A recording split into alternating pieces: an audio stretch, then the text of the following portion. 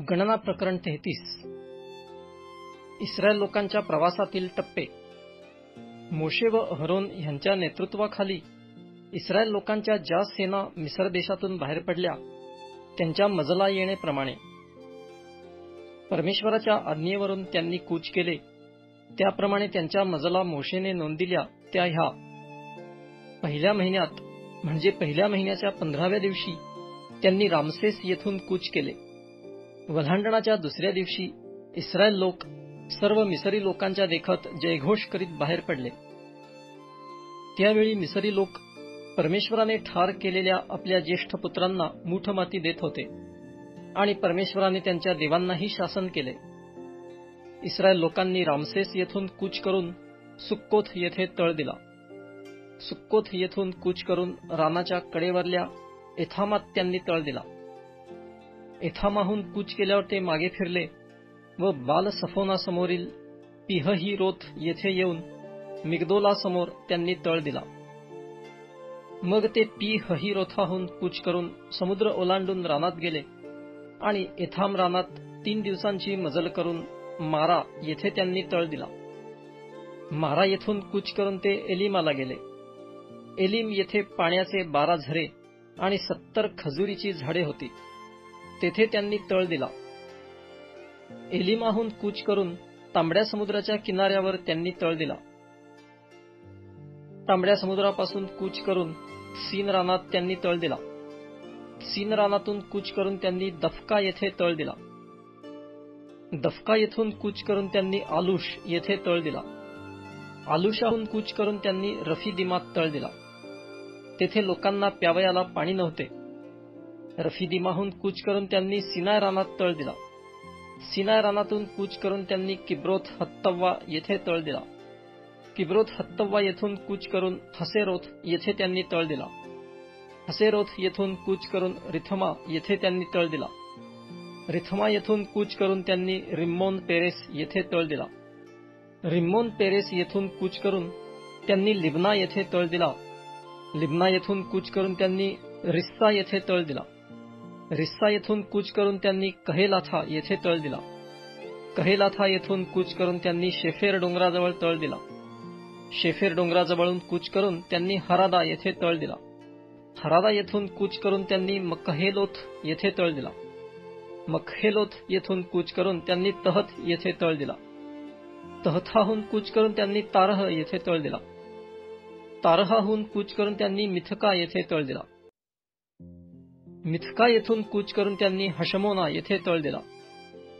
हशमोना येथून कूच करून त्यांनी मोसेरोथ येथे तळ दिला. मोसेरोथाहून कूच करून त्यांनी बने याकान येथे तळ दिला. बने याकानाहून कूच करून त्यांनी होर हागिदगाद येथे तळ दिला. होर हागिदगादाहून कूच करून त्यांनी याटबाथा येथे तळ दिला.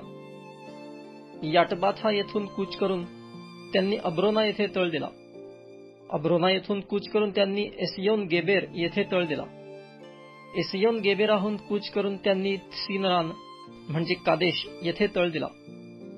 कादेशाहून कूच करून त्यांनी अदोम देशाच्या सीमेवरील होर पर्वताजवळ तळ दिला.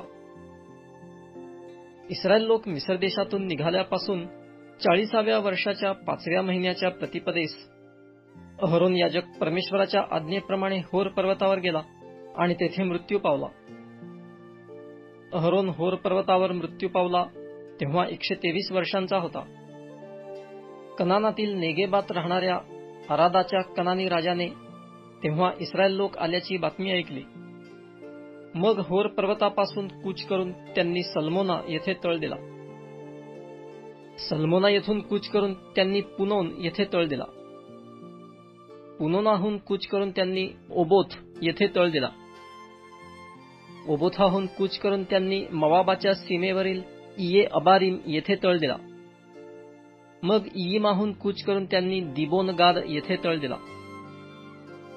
दिबोनगादाहून कूच करून त्यांनी अल्मोन दिब्लाथाईम येथे तळ दिला. अल्मोन दिब्लाथाईमाहून कूच करून त्यांनी नबोसमोरील अबारीम डोंगरांपाशी तळ दिला.